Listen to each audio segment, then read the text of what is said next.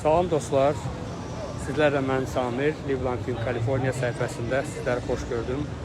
Bugün çox əlamətdar bir gündür və bugün San Fransisko'da azərbaycanlılar, yəni Şimali Kaliforniyada yaşayan azərbaycanlılar bugün mitinq keçirdik və Qarabağa dəstək və o ermənilərin sivil vətəndaşlarımızı bombalayaraq öldürməsi, gəncə hadisələri və digərləri.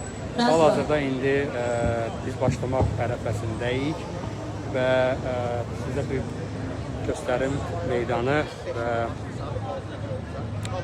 və burada çıxışçılar olacaq, burada səhnədir. Azərbaycanlılar əllərində Azərbaycan bayraqları, Amerikanın bayraqları, hətta burada Türkiyə və İsrail bayraqları da var.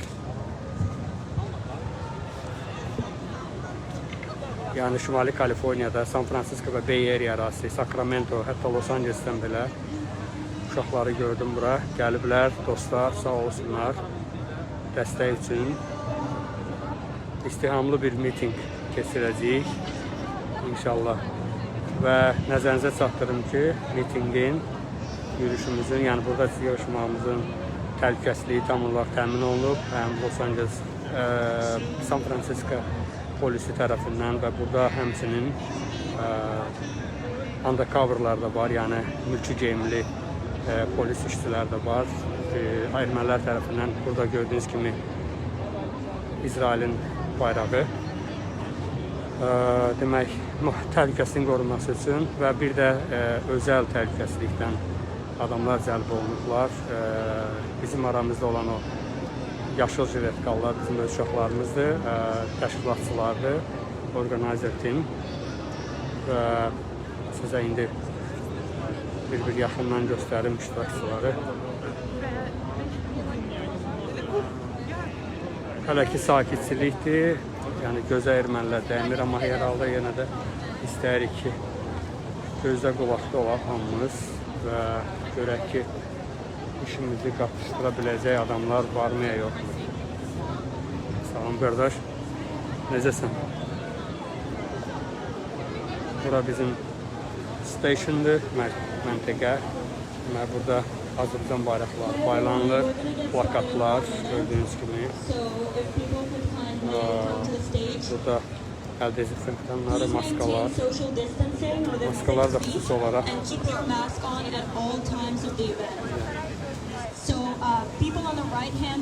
üzərində Qarabağ Azərbaycan, Azərbaycan şüarları ilə yazılıbdır. Dostlar, sizlərdən çox xahişim var ki, imkan qədərindən videonu paylaşasınız və dünya görsün bizim San Fransisko şəhərində olan istihamlı mitinqimizi. Hal-hazırda San Fransisko'nun mərkəzindəyik. Embarcadero adlanan ərazidir. Biz hal-hazırda yürüşməkdəyik və indilərdə başlayacaq bizim mitinqimiz. Şeir eləyin dostlar, xahiş edirəm, əsas olaraq.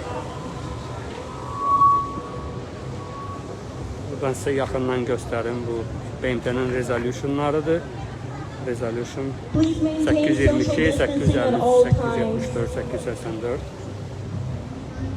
Burada Azərbaycanlılar 1 milyondan çox Azərbaycanlıların geri qayıtmasına bağlı plakatdır, yəni tələblərdir.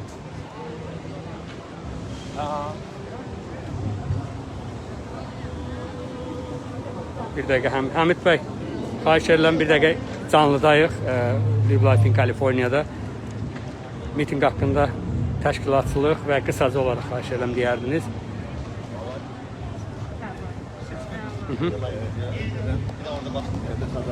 Adıyla salamlayıram. Demin gördüğünüz bu teşebbüsü gösterilir. Tamam. Northern Kaliforniya'da yaşayan Azerbaycanlılar. Kaliforniya Azerbaycanlıları teşebbüsü yaradılar ve onların yüreğine doğruluklu ve istilik ürünleri gösteren Kaliforniya'da medeniyetimiz, bizim gücümüz sülhüde Sorry, our speaker actually went off in the middle of setup, so our kind volunteers have been able to go and replace the speakers in the middle of the event, so apologies for the delay. We will get started shortly. Şəxsi insanlara gerçekten de onlar öz kişiliklerini gösterdiler ve biz öz medeniyetimizi bugünkü ve hərəkətindən daha işlemeye, göstermeye hazırlaşmışıq. Çox sağ olun Həmid bəy, təşəkkür. İnşallah uğurla başa çatsın. Axırda bir dəfə də bir canlı eləyərik. Uğurlar. Azərbaycan naminə. Sağ olun. Dostlar, burada səs ola bilər zəif olsun. Çünki səsli küylü yerdir. Biraz hava şəraitinə külək də ola bilər, mane olsun. Hər halda indi səs necə gəlir? Bir dənə xahiş edirəm. Okey vurardınız, əgər hər şey yaptırırsa.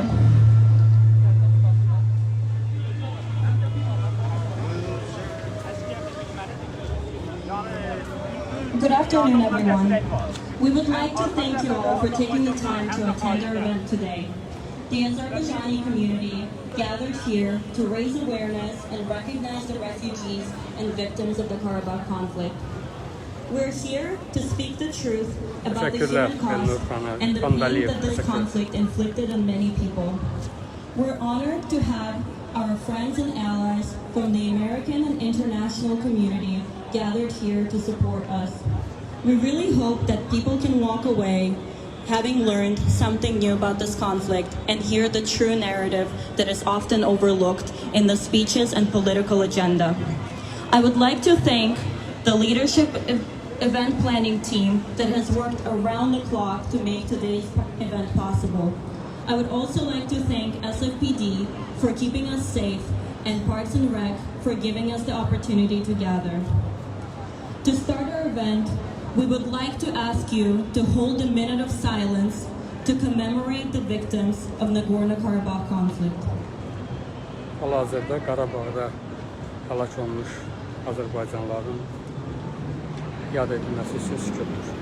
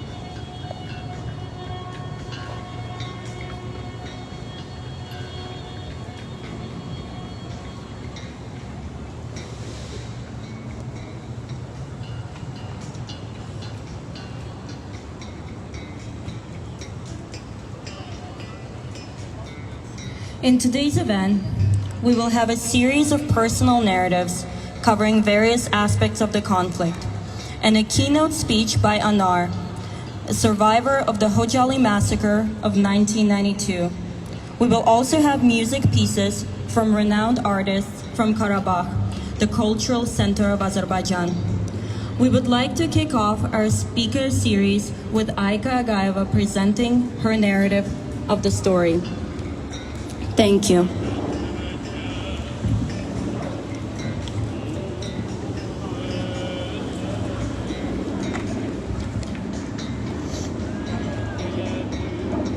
Thank you, Yasmin. I really well. So if everyone can take one big step forward, please, and that way please maintain still physical distancing. Thank you again, everyone, for coming.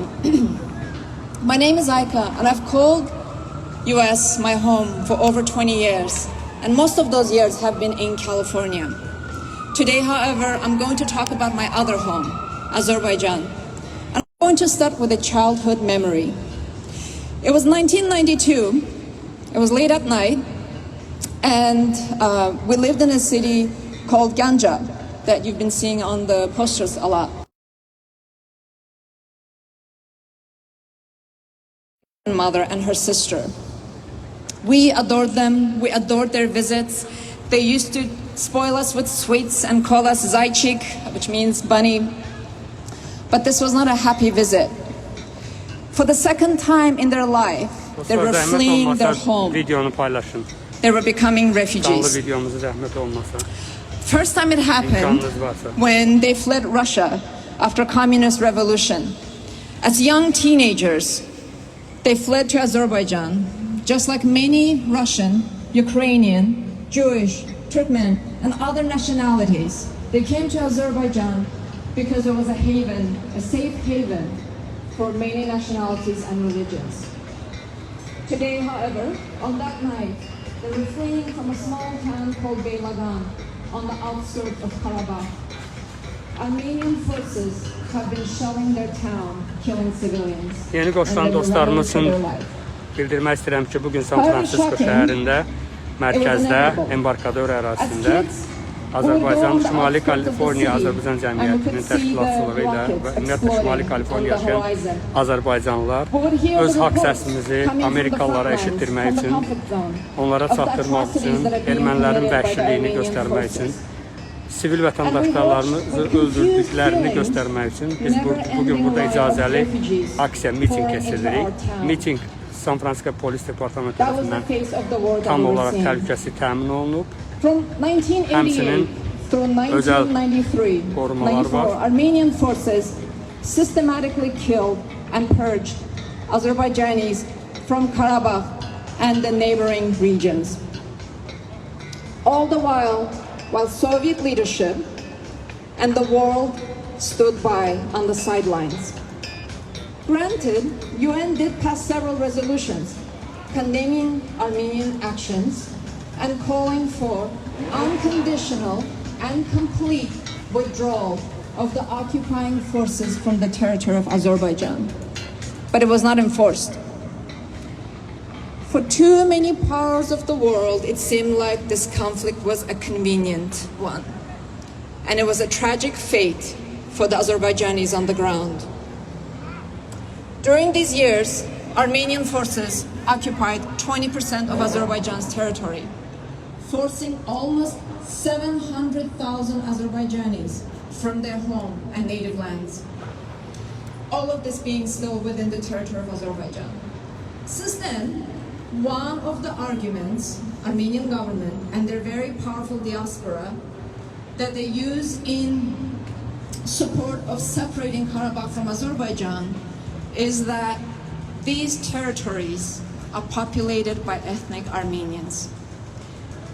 In their deceit, they fail to mention the specific fact that this mono-ethnic composition of the region is the direct result of their systematic cleansing of the Azerbaijanis from Karabakh and the neighboring regions.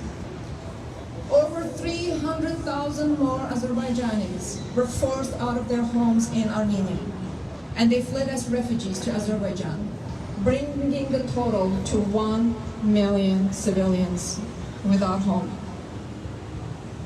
Armenian forces committed numerous war crimes during that period across the region, with the notable ones being, the most horrific ones being in the cities of Shusha, Lachin, Agdam, Khojalı, and many others. Hundreds of innocent civilians, many of them children, elderly, women, were massacred without mercy and without remorse. The human cost of this occupation has been staggering, it's been immense. Those that did survive the attacks have been traumatized for life, and the generation of childhoods being lost forever. One of the biggest atrocities committed during that period was in Khojalı, which Human Rights Watch described as unconscionable acts of violence against a civilian population. 600 women, elderly, children were massacred as they tried to flee their homes when the Armenian forces were advancing on their town. Dostlar, burada bu Azərbaycanlılarla bərabər bugün türklər də var, hətta Yahudilər də var. Çünki Yahudi bayraqları da görürəm. Amerika bayraqları, yəni ki, bizi dəstəkləyən Amerikalılar da var, qoşuldular bizə. Və bugünkü tədbirimiz, event, yəni bu keçirdiyimiz mitinq, bir daha xatırladım, San Francisco şəhərinin tam mərkəzindədir. Market Plaza, yəni embarkadör ərazisidir. Və bugün biz buraya yığışmışıq göz aksiyasımızı San Francisco'da yaşayan Amerikalılara, yəni Şimali Kaliforniya arasında yaşayanlara çatdıraq. Çıxışçılar var, ingilis dilində əsasən problemlər yaşamış, yəni ki, işğal altında olmuş ərazilərdən gəlmiş insanlar öz həyatlarını danışırlar. Hansı ki, burada yaşayırlar neçə vaxtı. Görürsünüz ki, burada tam olaraq Covid-ə görə məsafələr gözlənilir, masklar var, hamıya standart masklar paylanır. Burada hansısa Türk məmləkətində bayrağı var. Some of our relatives have been dislocated from their homelands. Some of our friends have been dislocated from Hər their home yaş cities. qrupundan burada insanlar təmsil olunur, baxmayaraq ki, bu bizim hamımızın problemimizdir. Bildiyiniz kimi, yəni biz köklü şəkildə Qarabağ məsələsini həll etmək qalxmışıq. Ordumuz irəliləyir və biz ordumuza dəstəyik, əlimizdən gələn dəstəyi əsirgəmirik. Burada olan o ermənilərin sosial media üzərindən apardığı yalan şayələrin qarşısını almaqla məşğuluq. Açığı hər günümüz saatlarla Twitterdə, sosial şəbəkələrin, yəni ən çox istifadə olunan Twitter, Facebook o şəbəkələrdə keçir və erməni pərəst, hətta konqres nümayəndələrinin belə, siyasətçilərin, tanınmış aktyorların belə yazdığı tweetləri vuruq, bəzən geri göstəririk və üzr istətdiririk. I was 8-9 years old. Every day the bombing has been going on in our city almost for 4 years. Khojalı has been fired with rocket missiles and different kind of weaponry. We were living under the blockade, no gas, no electricity, no other necessary utilities for survival. Every day my father was going to shift in order to protect the city from attack with other country fellow men.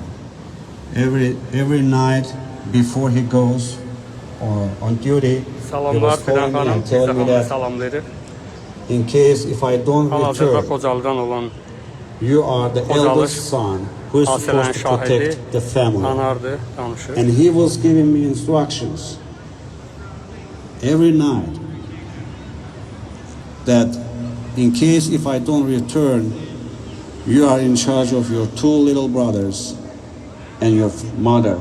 And he was instructing me, in case if you see they were taken Dostlar, as a zəhmət olmasa prisoner, canlı yayını paylaşın, you are imkanınız supposed varsa. to Səsimiz dünyaya eşidilsin. kill them before the Hamını Armenians kill salamlayırıq. your San Francisco'dan mother and Azərbaycanlılar. brothers. And in 1992, February 25th, 26th, the most horrifying day in the history of Khojaly actually happened. Armenians besieged all the city. They attacked on different directions. We were forced to go to the forest in order to go to the closest city of Agdam. At that time, it was not under occupation, which was 23 kilometers away. Very cold, Eşq olsun snowy Azərbaycan day. millətinə. Çox sağ ol And we qardaşlar, were dəstəyiniz supposed to üçün. pass the river Gargar in order to reach Agdam. And then in the city, in the forest, the first attack took place. We were going like as a group, and our group scattered around. Some of my uncles, my distant relatives were taken as a prisoner, and they have been missing almost for 30 years. 30 years. Sanlıdır. who live life in California 11 say of my uncles are missing. My aunties are missing. And then finally we made to Ağdam and we started living in Ağdam. 1993 Salam Mirəli Ağdam qardaş, also necəsən? was occupied again. Qardaş biz də sizlərlə qürur duyuruq. Çox sağ ol. Şimalda, Kanadanın Vancouver kəndində də bizlər etiraz edirik. Əhsən, var olun dostlar. Tam gücümüzlə irəli, dayanma olmaz. That was built by Arabs in Barda district. And 2007, the last camp was Bu bizim vətəndaşlıq borcudur millətimizin qarşısında. Biz uzaqda olmağımızdan asılı olmayaraq bizim bir nömrəli borcumuz vətənimizə dəstək olmaqdır. Ordumuza dəstək olmaqdır, şəhidlərimizin ailəsinə dəstək olmaqdır. Allah şəhidlərimizə rəhmət eləsin. Ordumuzun dalındayıq, vətəndaşlığını. Buradan da sözümüzü deyirik. Burada çoxlu millətlər yaşayır, bilirsiniz ki, San Francisco'nun özündə belə. Ona görə San Francisco'nun özündə belə çoxlu millətlər yaşayır və biz bu səsimizi çalışırıq ki, həmin millətlərə də çatdıraq.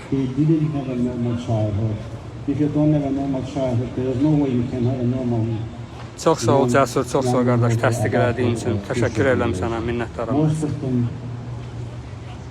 psychologically affected by the war. Some of them did even committed a suicide after 45 years because they didn't get enough medical, psychological support. So we want world community to hear our voice that we just want to return our homeland and we will never give up our hopes returning to our homelands. That's the main goal of not only Khojalı residents but all Azerbaijani people. İnşallah onu da oxuyacağıq. Himnimiz də olar yəqin ki.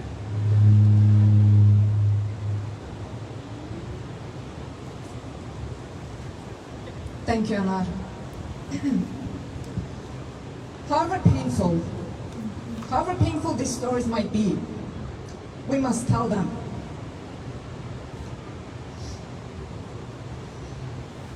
In the current age of internet and mass media manipulation, there are concerted and very successful efforts by Armenian government and their very powerful diaspora to rewrite the history that we lived and that we experienced, to rewrite the history that Anar lived and he experienced. And they're succeeding. Even some of our elected officials, Representative Adam Schiff, Anna Ashur, Jackie Spear from California, they are turning blind eye to these historical facts. They're getting sucked into Turkophobia. And they're pandering to special interest groups. And they're advocating for legislature that is actually against the US principles, they're against the American principles. They're against international law, and they're actually against American interests as well. We must not forget, we must talk about it, and we must demand justice because the victims of the war demand this. Coming back to the present days, as you know, the conflict had been reignited again. Recently because of Armenian provocation, the provocations by Armenian forces, Armenian government, as well as their withdrawal from the peace negotiations. One of the cities, actually, while Azerbaijan has been targeting, I should mention this as well, while Azerbaijan army has been targeting military forces, military targets in the Nagorno-Karabakh and the surrounding regions, Armenian army has been attacking civilian areas. It's been attacking towns across Azerbaijan that are well outside of the conflict zone in an act of revenge, in irresponsible acts of revenge. Some of these attacks have been on my childhood city of Ganja, where most of my extended family still lives. This city is well outside of the conflict zone. The missile strikes on the city's population areas have already resulted in over 60 civilian deaths, many of them are children. Many of you in the crowd will understand when I say it is a horrific feeling that you cannot describe with words. When you're talking to your loved one, you hear the missiles buzzing overhead, and you realize this may be the last one you're able to talk to them. And Ganja is not the only city. There are several cities like this that are under constant attack, with the death toll of innocent civilians rising by the day. One city, Tartar, has been under attack almost daily. The houses are leveled, the population is eviscerated, and those that remain are living out of bomb shelters. Armenian forces, just 2 days ago actually, Armenian forces fired 3 ballistic missiles at 3 cities across Azerbaijan, all of them outside of the conflict zone, one of them being on literally the opposite side of the country. Again, these are acts of revenge.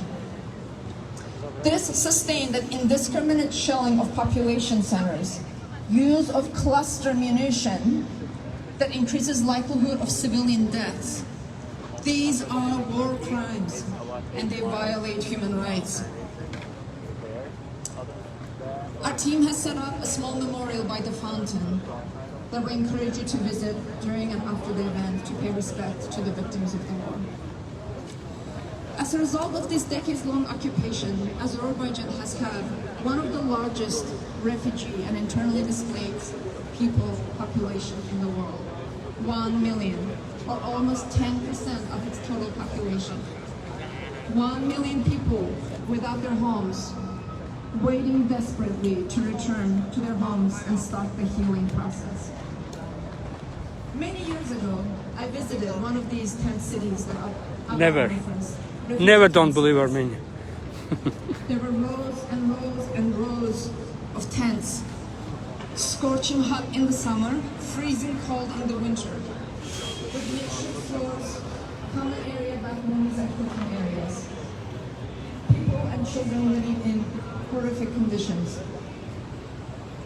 By then, some of these people have been living in the tents for over decades, for 2 decades almost.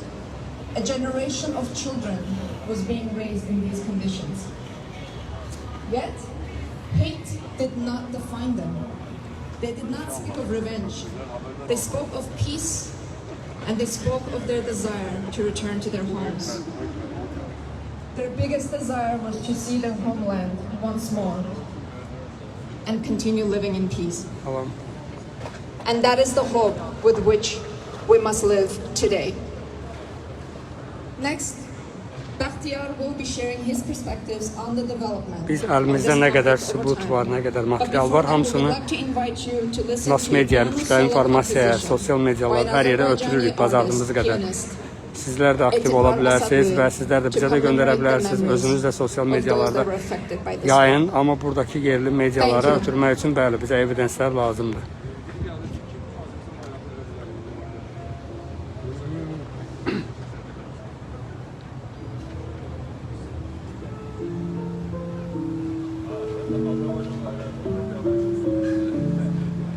Yeni qoşulan dostlarımız üçün bildirmək istəyirəm ki, bugünkü mitinq Şimali Kaliforniya cəmiyyəti, Şimali Kaliforniya Azərbaycanlıları cəmiyyəti tərəfindən təşkil olunubdur.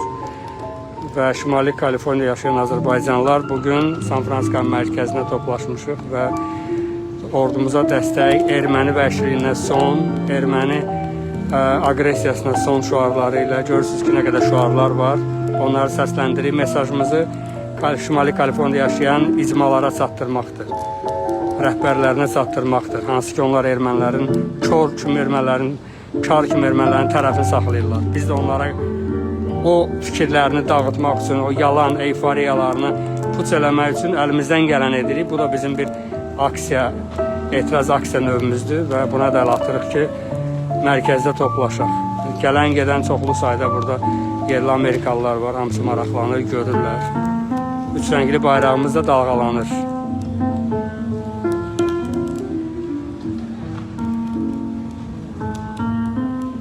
Thank you, Ayten Arsic.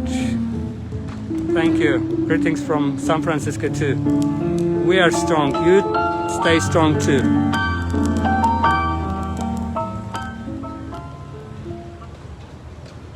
Hello everybody. Thank you for coming here. This is a very difficult time for Azerbaijanis everywhere in the world, and it's a very difficult time for Azerbaijani Americans. Many of us, every day, are calling our families in Azerbaijan and asking them if our relatives are safe in their cities and villages close to the front line. Luckily for me, the 8 rockets that hit the village my relatives live in left them unscathed. Unfortunately, their neighbors cannot say the same. This makes a lot of people angry, but makes even a larger number of people ask a question. Is this inevitable? And if you look at the coverage of the current events by the media, you might think that yes, it is inevitable. You might think faultily, yeah, maybe Armenians and Azerbaijanis are ethically incompatible. We must remember that media right now is translating a lot of the sound bites and lies of Armenian propagandists. Many people in Armenia and many people in the United States are spreading propaganda unknowingly or knowingly. People who do it knowingly need to be held accountable for their actions. People who do it unknowingly need to be educated. The conflict is really, really complex. It didn't start yesterday, it didn't start 30 years ago. The foundation of the conflict was laid down 200 years back, when Russia conquered the territories from Iran that subsequently became modern-day Azerbaijan and modern-day Armenia. Back then, Azerbaijanis were the majority in Karabakh and in Armenia. But Azerbaijanis were Muslim. Russia did not trust Muslims, and especially they did not trust Muslims to live on the border of Ottoman Empire. So they started a grandiose resettlement plan. Thousands upon thousands of Armenians from Iran and Ottoman Empire were resettled in modern-day Armenia and Karabakh until they became the majority. Thousands upon thousands of Azerbaijanis were drawn away from their lands to Iran and to Ottoman Empire until they became a minority. In 50 short years, Azerbaijanis went from being 80% of the population of Shusha to just 40%. And in 1905 there was first blood. A killing of an Azerbaijani schoolboy by Armenians led to an escalation of violence that left up to 10,000 people dead. After that, there was one of the most bloody pages of modern-day history, World War I, which for Azerbaijani and Armenian populations meant being subjugated to ethnic cleansing. After it was done, and after the Soviet rule came, there was hope that the conflict is resolved. Azerbaijani and Armenian nations committed to cosmopolitan ideology centered around solidarity between worker classes. In 1921, Stalin even gave the Armenians, who by that time became 90% population of Highland Karabakh, an autonomy in order to ease the nationalistic tensions. And everybody was sure that the conflict is resolved for good, that the hatchet is buried and will remain that way. Unfortunately, the events of the 80s and 90s have shown that lessons of the history should not go forgotten.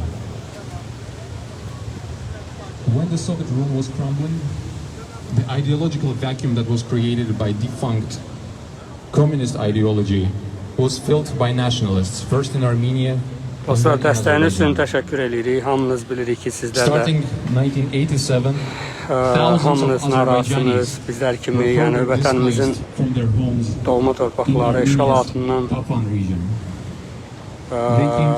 ordumuz tərəfindən qurtarılmaqdadır. Şanlı ordumuz, müzəffər ordumuz var. Biz də burada fəxr edirik, amma onlara dəstək olmalıyıq hər tərəfli. Biz də onun missiyamızı yerinə yetiririk.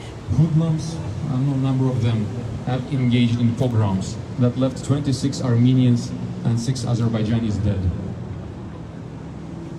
After escalation, there was another escalation and yet another escalation, and the culmination of this brutal war was in 1992, when in Khojaly, Armenian military massacred 613 people overnight. Eşk olsun. All in all, the war left 30,000 dead. 20% of Azerbaijan's territory occupied. Stop donating Armenian military to Armenia. ignored 4 UN Security Council resolutions to immediately, unilaterally, and unconditionally withdraw from Azerbaijan's occupied territories.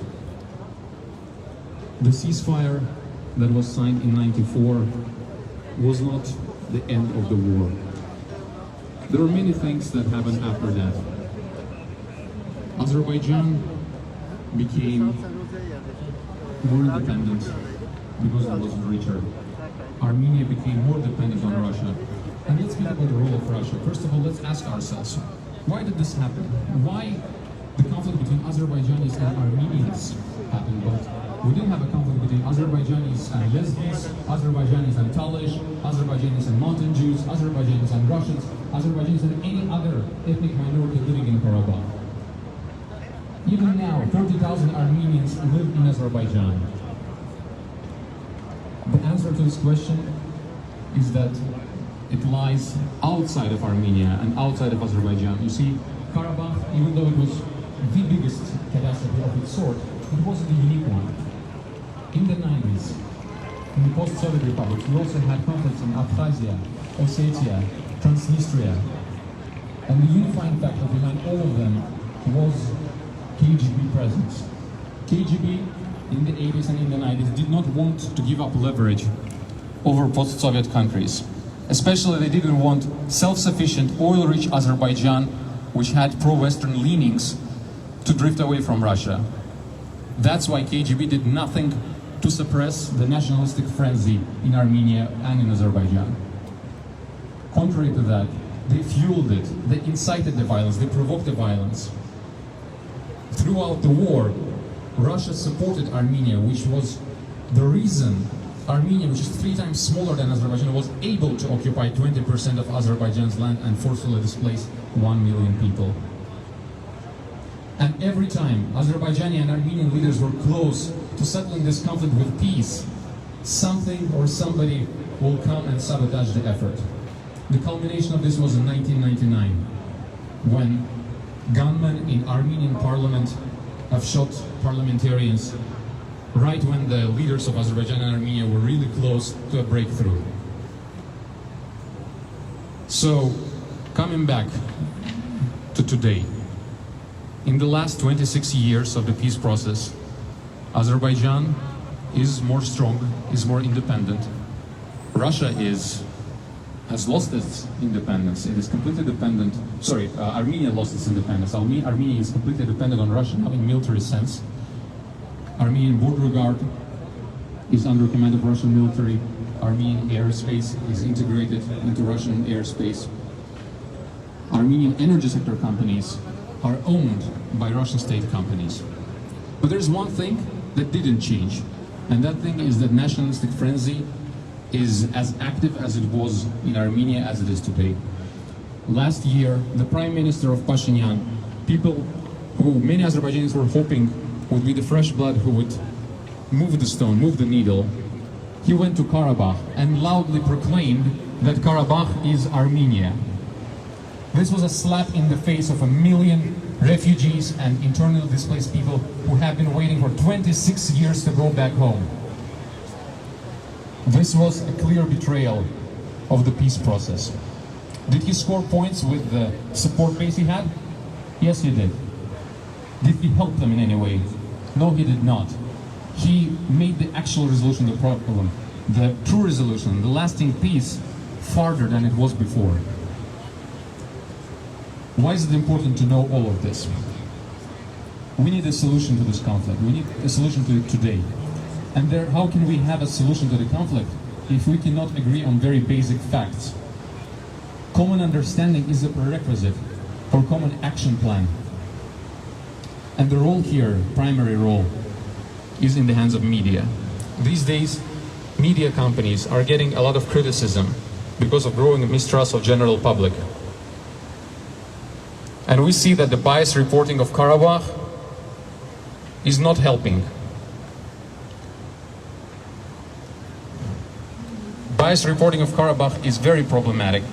It is drowning the voice of Azerbaijanis and allowing the propagandists and lobbyists to push their agenda.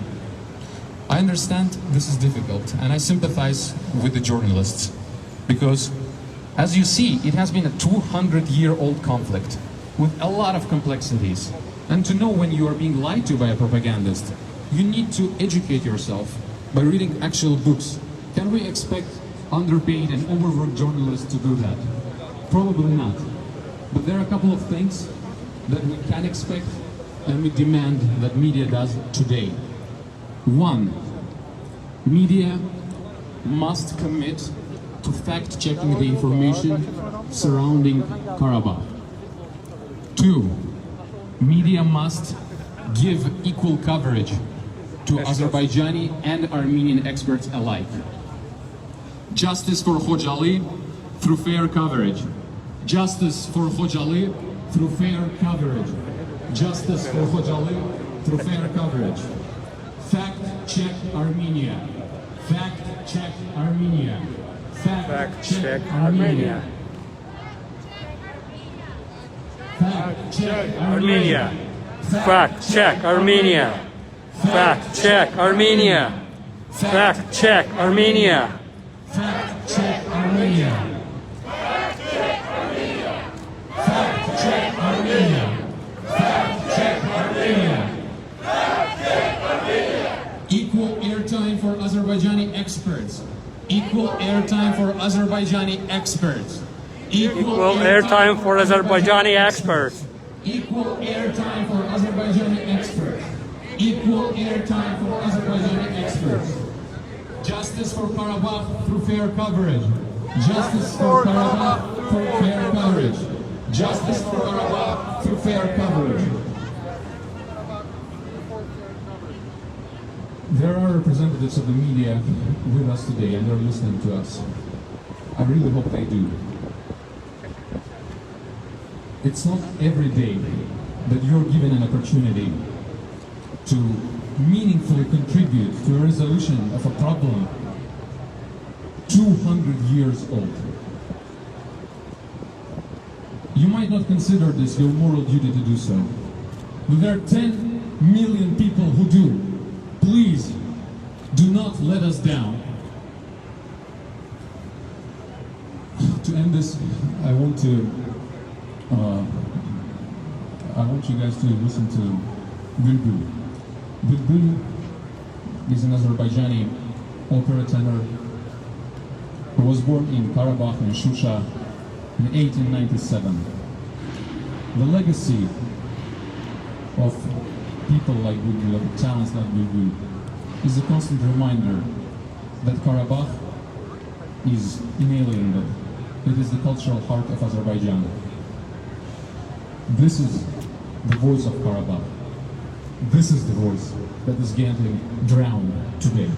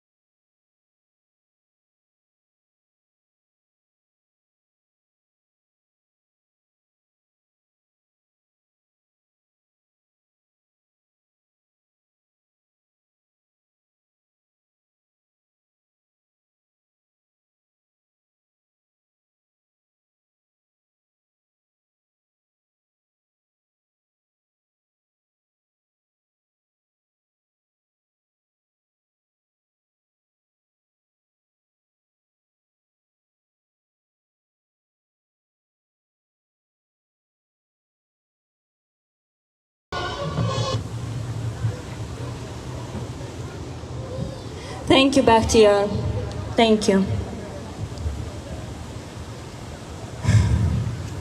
I am honored to have the opportunity to address you all today, and I would like to cover the topic of international law that is too difficult to summarize in simplified statements used by the Armenian diaspora.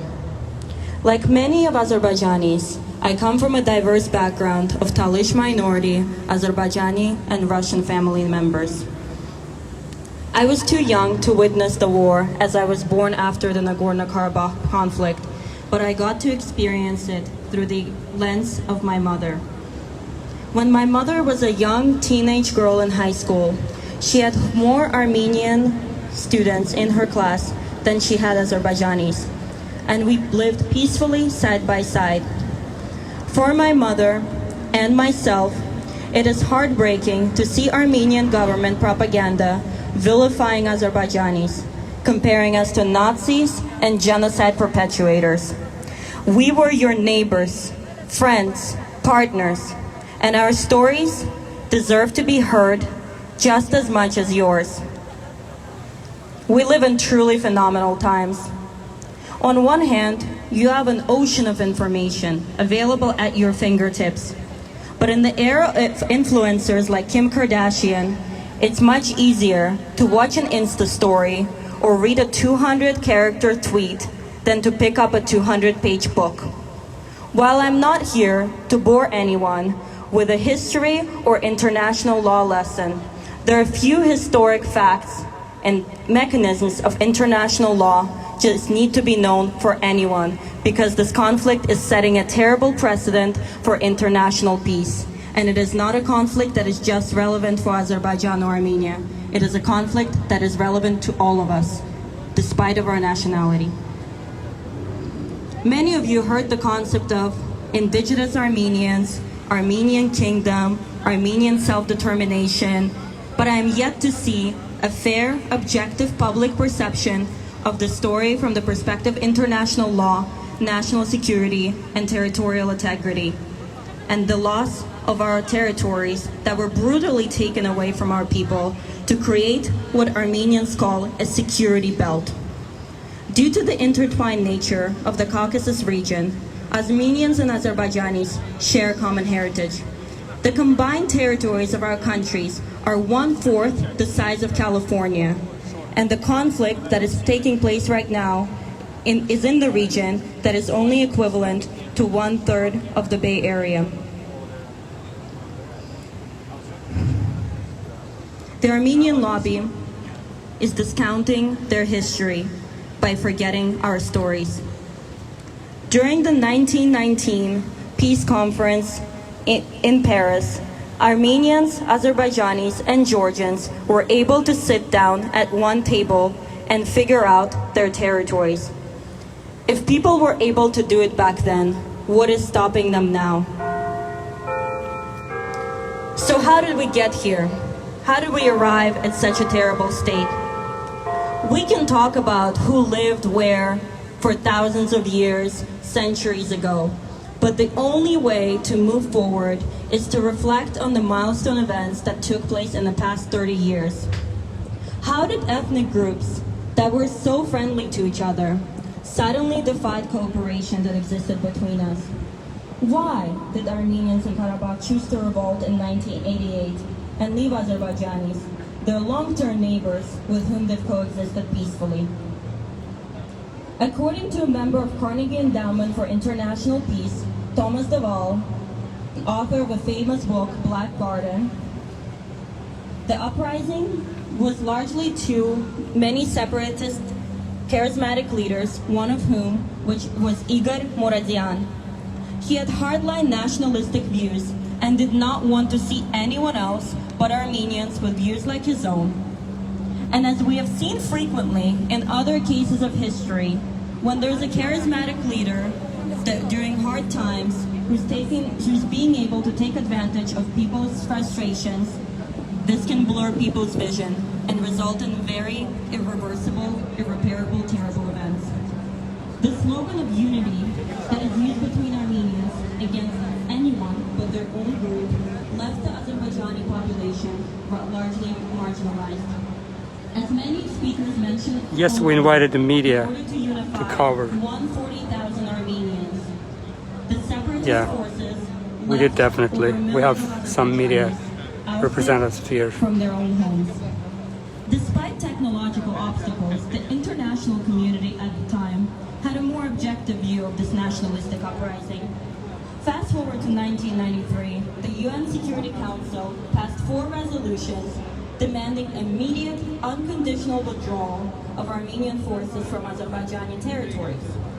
Fast forward to 2008, the General Assembly of United Nations reaffirmed Azerbaijan's territorial integrity and its inalienable right of Azerbaijani population to return to their homes.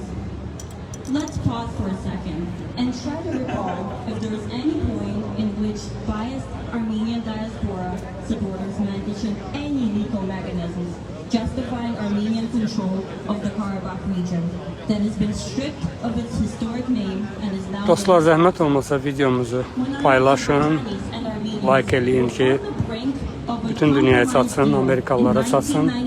Dear friends, please share our video, our live stream, in order to listen our voice from all over the world, especially the United States communities, which they don't have information about, the real information about the Karabakh problem. Twisted actions of the diaspora have left this conflict in a stalemate.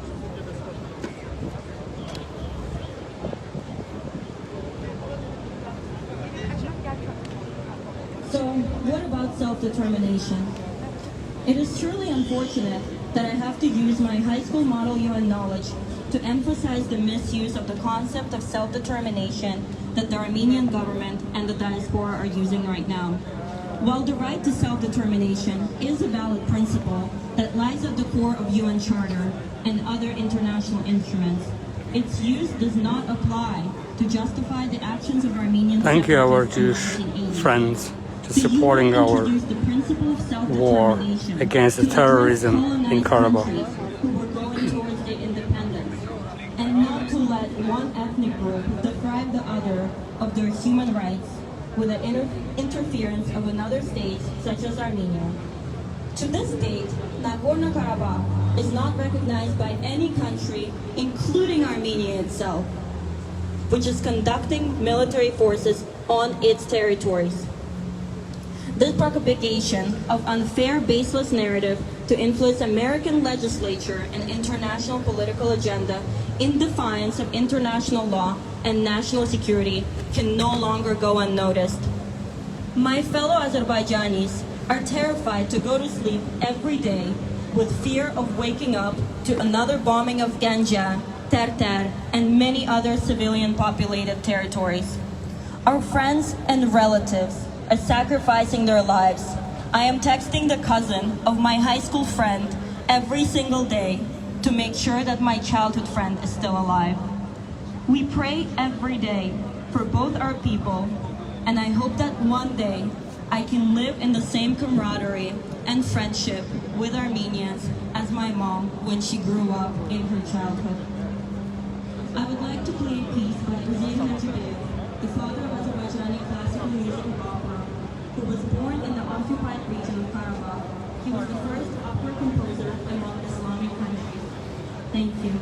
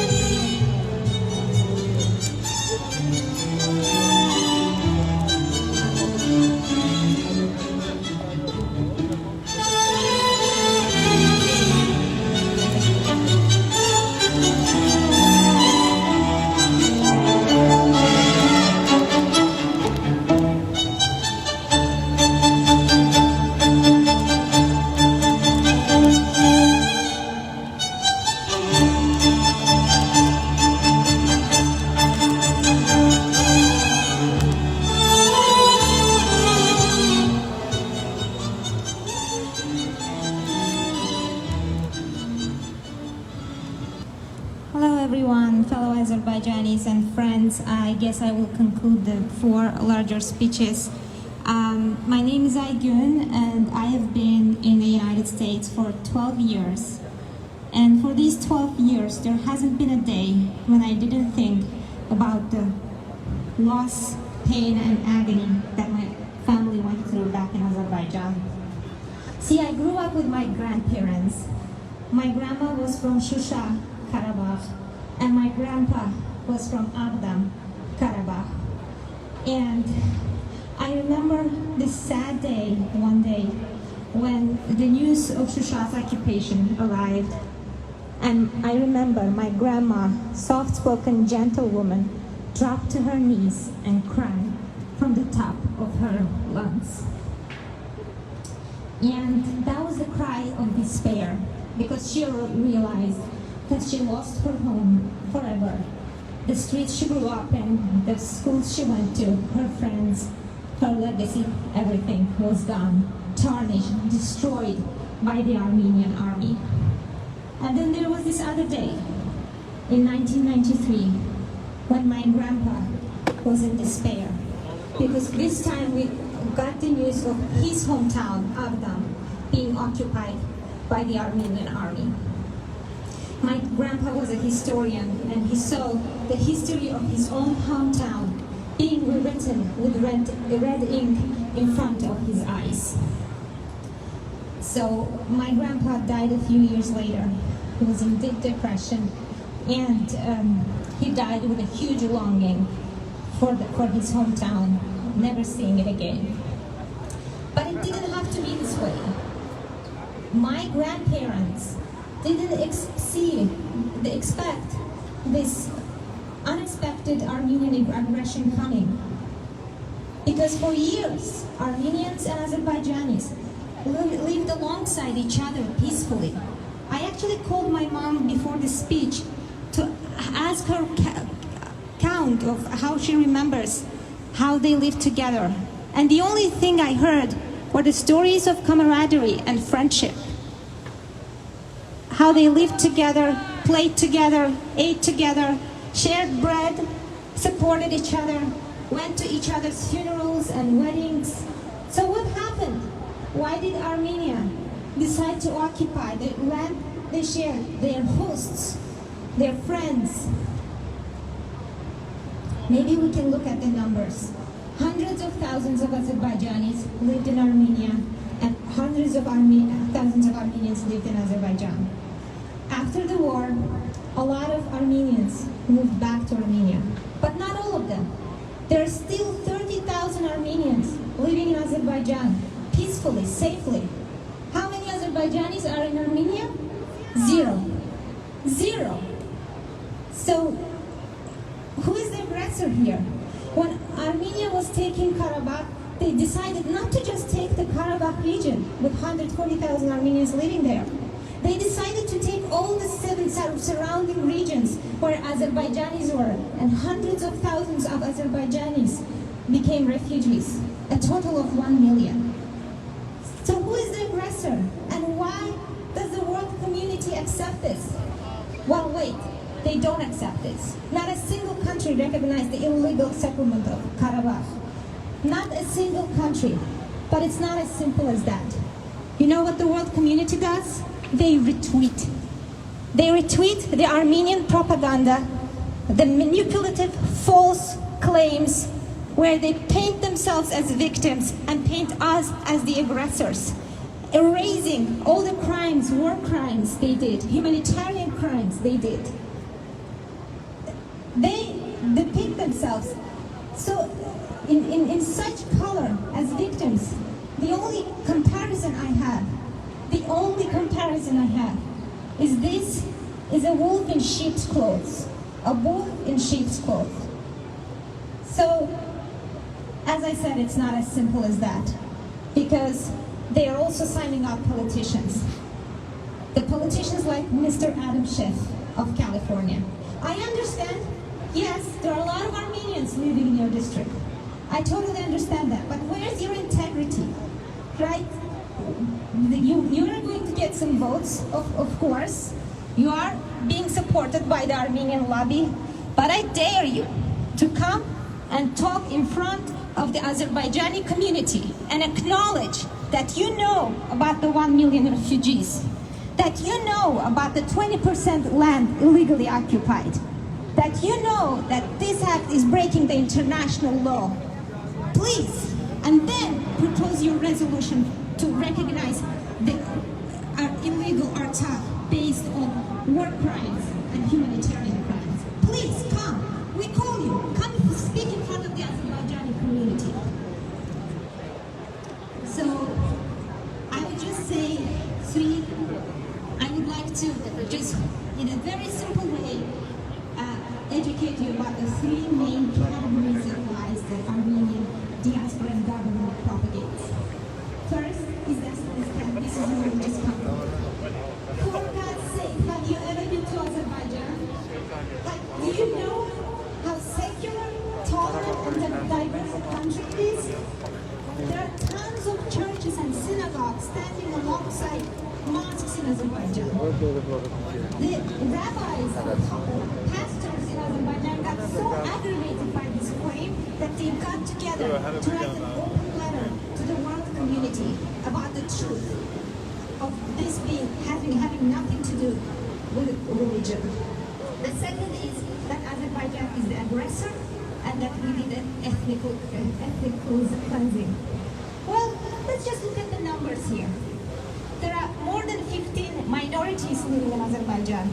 They make up to 10%, around 10% of the Azerbaijani population. How many minorities, ethnic minorities live in Armenia? Dostlar, canlı videonu xahiş edirik paylaşasınız. Dünya görsün. Yazılara fikir vermeyin. Hamısı provokasiyadır. Koyun orada yaza dursunlar. Who is the aggressor? And the last one is about the cultural heritage. Armenians go everywhere talking about how we are trying to destroy their cultural heritage. But you know who 27 years ago occupied Azerbaijan?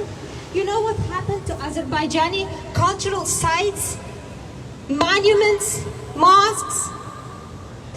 The trace is gone. They've destroyed all of them. Not only Azerbaijani ones. Look at the Albanian church in Azerbaijan and look at the Albanian church in Armenia. Look at how beautifully it stands and renovated in Azerbaijan, and look at how tarnished it is on the territory of the occupied Nagorno-Karabakh.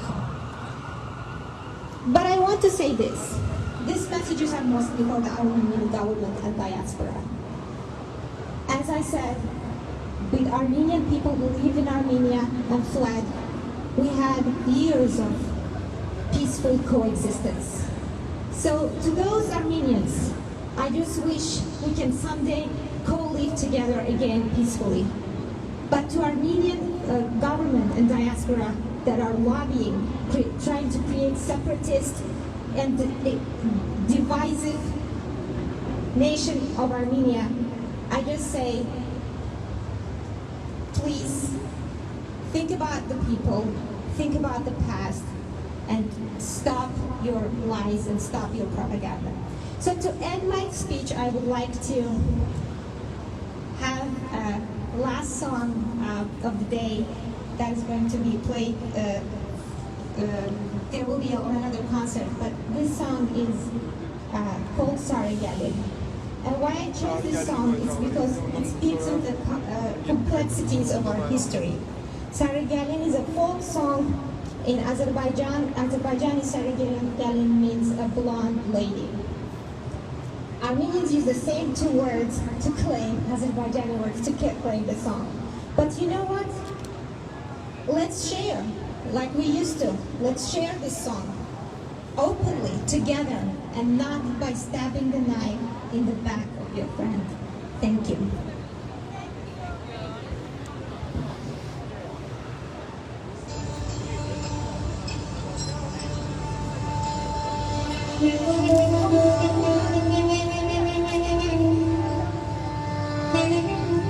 Dostlar, kulaklıkları elinizden sipariş olunmasını bayramlar sonra çekilir.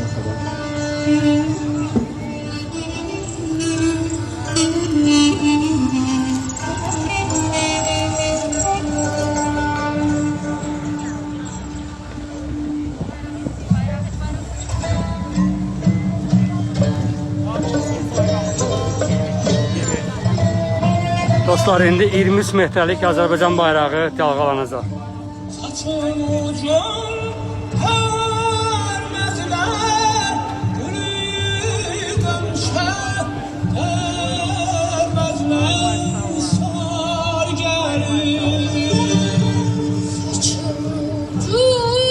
Xanımlar bəli, zəhmət olmasa plakatları qoyun stolun ətrafına.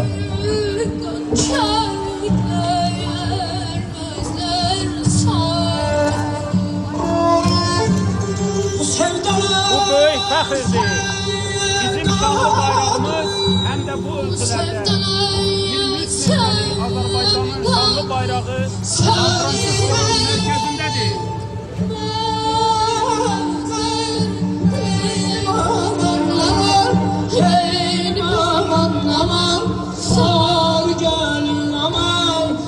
Var olsun ordumuz, var olsun Ali Başkomandanımız. O gün olsun ki... Can Azərbaycan, yaşa Azərbaycan.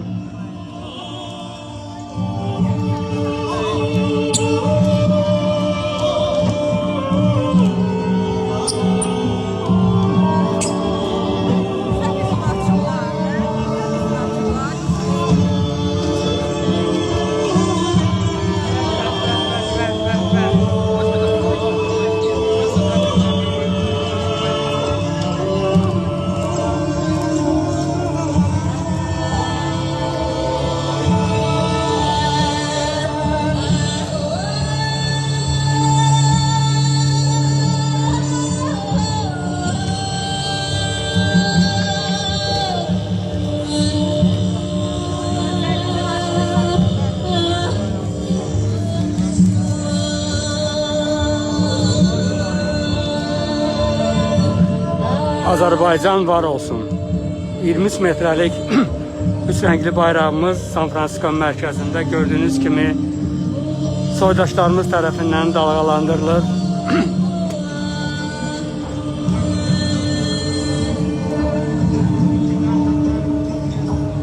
Qarabağ Azərbaycandır. Heç bir kəsin onu almağa nə hüququ var, nə cürəti. Cürət edənin də axırı sonu bilirsiniz ki, necə olur? Gördüyünüz kimi. Yaşa ordumuz sona qədər, sonuncu düşməni qovana qədər.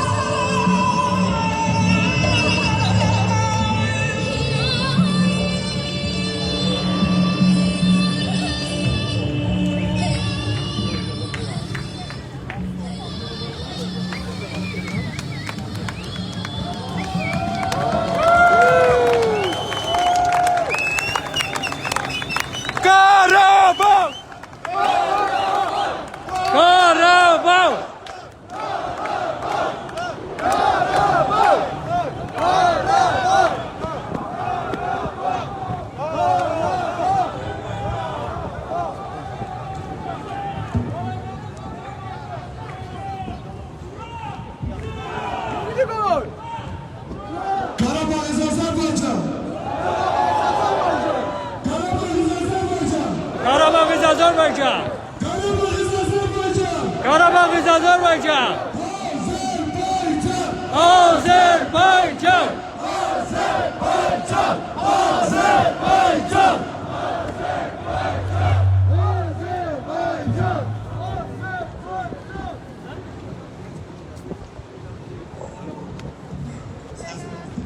Hi everyone. Please, could speakers of the stage please get off? We have a speech from Senator Hanım.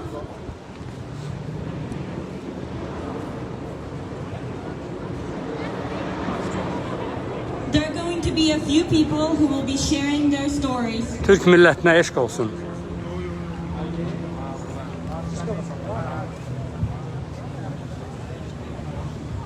Azərbaycanca deyəcəm bu hissəsini, İngiliscə demək istəmirəm. O üç rəngli bayrağımıza rəğbət, hörmət, sevgi, məhəbbət hissi olaraq gəlin onu həstə-həstə yığın bir yerə, yerinə qaytaraq və görüşün mitinqin formatına davam edək. Hamınız bir kömək eləyin, onu yığın. Çox səliqəli. Çünki o bayraq Şuşada dalğalanmağa layiq bayraqdır, onu qoruyaq. Qələbə günündə bir də açacaq onu.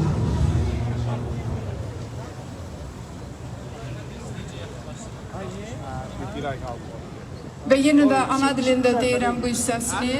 Heç kəs dağılışmasın, təqribən sona yetməyibdir. Video çəkdim. Video da çəkdim, belə də çəkdim deyəsən. Belə də çəkmişəm deyəsən. Allah. Oldu bu aldılar. Yaşda. Öyle ne olur. Kardeşlerimiz payını verir orada. Ordumuz cəbhədə, qardaşlar da sosial şəbəkələrdə payını verirlər. Küçələrdə də. Şimali Kaliforniya.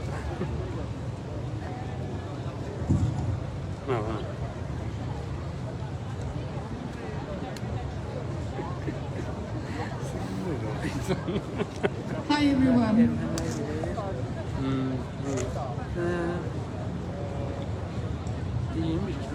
Most of you know me as Zarfa Khanum. I'm Zarfa Khanum. I've lived in Yes. California for the last almost 13 Exactly, years brother. now. Go fight in a battle. Yeah, Not beg for money, not beg for support. exactly, brother. Your man, ways out. Do not run in front of us. Do not bully us. Force handled in a battle. Not in the Fox 11. Exactly, brother. Thank you. Karabağ is Azerbaijan, will ever be Azerbaijan. I will just give a short briefing. So on social media, very often the Armenian fellows keep asking me how you can claim Karabakh, and I say my ancestors from Karabakh. My grandpa originally from Shusha, my grandma originally from Kalbajan, and my father originally from Avdan. So, am I from Karabakh? Do I need more proof to provide that I'm from Karabakh? Or would I say I'm Karabakhli or not? Of course I am Karabakhli. And some of them even told me, just send me your birth certificate, so I will give you n number of money. And I said, indigenous people doesn't need to provide the proof. So we are indigenous of Karabakh, but we used to live in love and coexistence with other people, Armenians, who were minority living in Nagorno-Karabakh. But I will tell you about Elish. We used to call him Vietnamese Elish, and we now to be called Elish. So,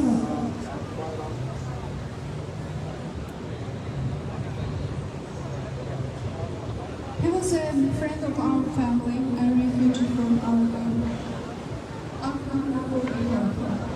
He was born and lived in the village of Afghan in Afghan. Those who know that Afghan well, this is one of the beautiful villages in Afghan. His father was a veteran of Second World War. Elish was only single child of the family. He was the last person who forced to flee his loved Abdul Gulagli in July 1993. He was saying that he waited until last minute. He didn't want to leave his beautiful house with a big, beautiful garden and waited until last minute. However, when missile attacks made it too risky to stay in Abdul Gulagli in other surrounding villages, Elish decided to flee and take his family from Abdul Gulagli, Avda. Elish also told me that they had a lot of refugees for the people who fled from Khojaly, so they didn't want to share the same fate, afraid of the Khojaly, so they decided to leave Abdul Gulagli. He was a bus driver, and he told me that he actually commuted a lot of Armenians. So they were friends, Dostlar, they were sharing Qarabağ the same əbədi olaraq Azərbaycandır. so they Təbii ki, were bunu ordinary Azərbaycan villagers torpaqları living kimi next bütün to dünya each other. tanıyıb. But Azərbaycanı the day when bütün dünya Elish ölkələri told me Abdul müstəqilliyini Gulagli, it və is bordered ərazi by bütövlüyünü two tam olaraq dəstəkləyir. tank Terrorçuları, to separatçıları, save his family. What Elish did, erməniləri hansı ki bizim torpaqlara göz dikiblər, onların gözlərini oyaraq, çıxardaraq, prezident demiş, iti qovan kimi bizim Qarabağdan qovuruq. 30 ildir Arçaq bizimdir yazır. Arçaq adı ümumiyyətlə yoxdur. Özünüzdən xülyalarla məşğul olmayın. Gedin özünüzə iş peşə tapın. Çalışın bizimlə yaxın olasınız ki sizin axırınız pis gəlməsin. Bugün Qarabağı azad edirik. Sonuna qədər axırıncı erməni dığası oradan çıxana qədər ordumuz hamısını məhv edib çıxardacaq. Ya sülhlə gedin, ya da məhv olun qalın torpaqlarımıza, qurda quşa yem olun. Bir mənalı şəkildə. Dostlar, bizim birazdan yəqin ki this is how we met. mitingimiz, yəni burada eventimiz sona çatacaqdır. Sizin hamınıza təşəkkür edirəm.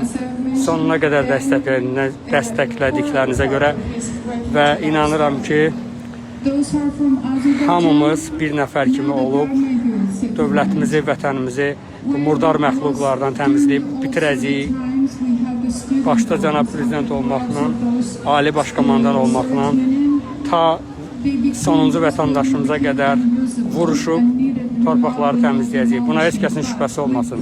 Biz xaricdə olanlar isə bütün gözümüzlə Azərbaycana dəstək, xalqımıza dəstək, yaşasın Azərbaycan, var olsun Qarabağ, var olsun Azərbaycanlılar. Təşəkkürlər edirik, böyük təşəkkür türklərə, Türk hökumətinə, Rəcəb Tayyip Ərdoğana, bizə etdiyi hər cür köməyə görə, diplomatik, siyasi arenalarda Azərbaycanın sözünü dediyinə görə, hər bir kəsə, Azərbaycanın yanında olduğuna görə İsrail dövlətinə, Pakistan dövlətinə, Ukraynaya və digər Avropa ölkələri var, hansı ki Azərbaycanın sözünü deyirlər. Amerikanın özündə belə icmalar, cəmiyyətlər hansılar ki Azərbaycan icmasına hörmət edərək Azərbaycanın bütövlüyünü tanıyırlar, Azərbaycanlılara böyük hörmətləri var. Burada yazılanların heç birinə fikir verməyin. Məğlub olan tərəfdilər özləri öz məğlubiyyətlərini gətiriblər. 30 ildə onlara deyilirdi ki, gəlin oturun sülhlə həll eləyək. Bugündən sonra sülh barədə danışmaq onlara yasaqdır. Torpaqlarımızdan çıxıb geçsinlər, otursunlar öz Ermənistanlarında. Hələ onu demirəm ki, Ermənistan indiki oturduqları belə tarixi Türk torpaqlarıdır. Hələ ki bugün Qarabağı qutarırıq. For Armenian media, Karabakh was like, they are ethnically populated. They have forgotten about those millions who fled and lived this refugee life, deeply traumatized and psychologically damaged for years. What happened to our loved friend, Elish? I still remember him asking, going just unoccupied territories of Avda, visiting it, and asking, if one day something bad happens to me, please, bury me in those lands of Karabakh or Agdam, so I can be close to my Abdal Gulable. And unfortunately, any refugee, as Amar mentioned before, he suffered not just from emotional but also physical illnesses. Allah bütün millətimizdən razı olsun. Gövhər xanım, təşəkkür edirəm. Bu bizim hamımızın ürəyimizdən keçən sözlərdir, ifadələrdir. Biz çox mədəni, irsə malik olan Azərbaycan xalqıyıq, Türk xalqıyıq. Türk əslimiz var, nəzabətimiz var. Biz şərəfsizlər kimi şərəfimizi, namusumuzu Rusiya kimi, digər dövlətlər kimi dövlətlərin aləti olmaq üçün ortaya qoymamışıq. Qoymayacaq da. Bizim gücümüz də var, bizim göstərəcək üzümüz də var. Qarşılarına hünərlə çıxacaq, hünərimiz də var. Yəni bundan heç kəsin şübhəsi olmasın. Xaricdə yaşayan Azərbaycanlılar kimi biz də əlimizdən gələni, gəlməyəni, nəyimiz var, özümüzlə, varımızla, hər şeyimizlə öz ölkəmizə, millətimizə dəstəyik. Allah şəhidlərimizə rəhmət eləsin. Torpaq əgər uğrunda ölən varsa vətəndir. Biz bunu unutmamışıq və o qayə ilə də torpaqlarımızı azad edirik. Mən arzu edirəm ki, tez bir zamanda Şuşa şəhəri azad olsun, Azərbaycanın üç rəngli bayrağı onun ən uca zirvəsində dalğalansın. Tezliklə də bu olacaq. Xankəndi orada yığışan bir qrup terror sürüsündən tezliklə azad olsun. İnşallah ki olacaq. Azərbaycan ordusu heç bir zaman sivil insanları targetə almır, sivil insanlara qarşı heç bir bombalama olmur. Əksinə bizim Gəncə şəhərimiz, Azərbaycanın ikinci böyük şəhəri bombalandı. Gecə saatlarında 2 dəfə Stop killing our children. Armenia, stop killing our children. Armenia, stop killing our children. Stop. Armenia, Ganja is not Karabakh. Armenia, Ganja is not Karabakh. Armenia, Ganja is not Karabakh. Ganja is not Karabakh. Armenia, Mingachevir is not Karabakh. Armenia, Mingachevir is not Karabakh. Armenia, stop killing our children. Children. Armenia, stop killing our civilians. Stop killing our children. Thank you so much.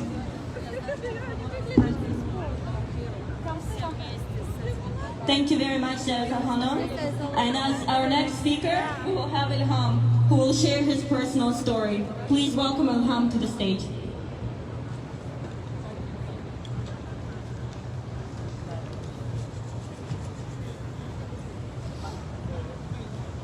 Hello everyone. My name is Ilham Tagiev. I am from Laçın, Karabakh, Azerbaijan. When I was 6 years old, Armenian occupied our lands, 1992. That was a really big trauma in my life. I am the victim of Armenian terrorism. I am the victim of Armenian aggression, and I am the victim of Armenian occupation. Right now, Armenians are circulating fake news, false information all around the world. But I am the fact.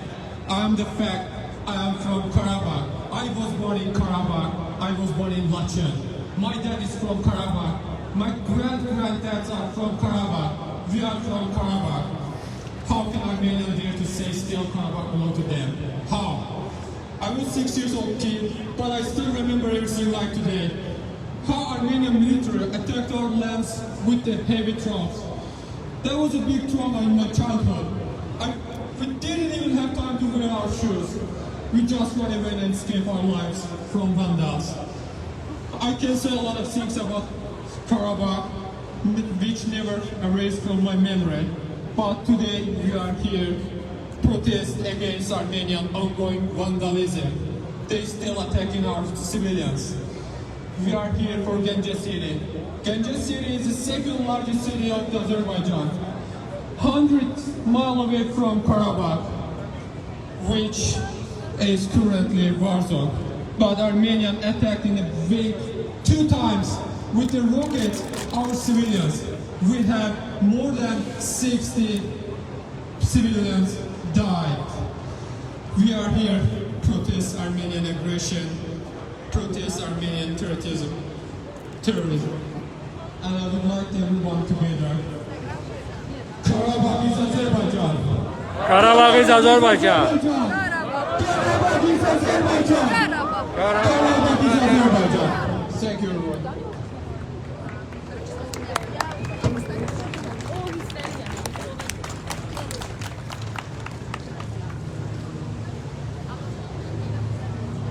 Thank you, Ilham. Thank you, Ilham, for your wonderful and touching speech. As the next step in our series, we would like you to listen to live performers who have traveled here to perform for this event. Thank you.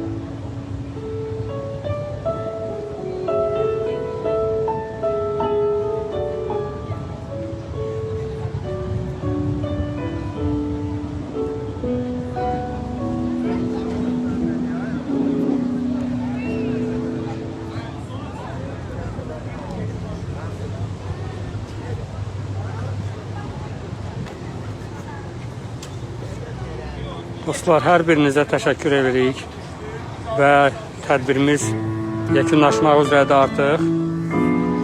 Qarabağ Azərbaycandır, Qarabağ candır, Qarabağ bizim işğaldan azad olduqdan sonra bütövlüyümüzü tamlayacaqdır. Qarabağ bizim ürəyimizdir. Yaşa Azərbaycan, yaşa vətən, yaşasın şanlı ordumuz.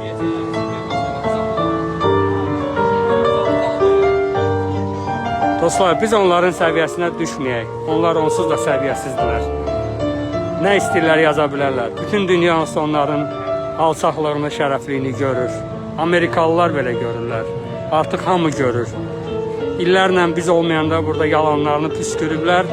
Amma bugün o yalanları püskürməyə imkan vermədiyimiz üçün burada belə alçaqcasına söhbətlər edirlər. Hər yerdə, bütün sosial şəbəkələrdə, medialarda deməyə sözləri yoxdur sadəcə olaraq. Əməllərini də eləyə bilməzlər. Çünki Azərbaycan qüdrətli ölkədir. Bir mənalı şəkildə heç kəs onun torpağını işğaldan azad etməyə yayındıra bilməz. Bu bizim haqqımızdır.